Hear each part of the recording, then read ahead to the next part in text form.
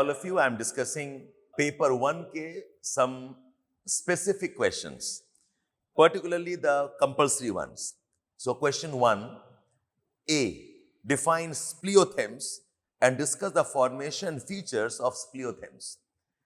Now, this was a very nice question according to me because I was anticipating this.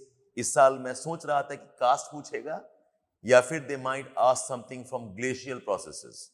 So speleothems essentially are all types of depositional features in the karst caverns.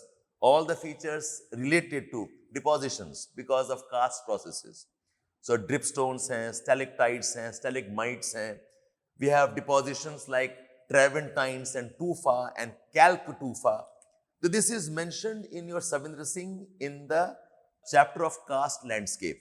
So all the depositional features including limestone cave pillars, and then we have features like limestone curtains.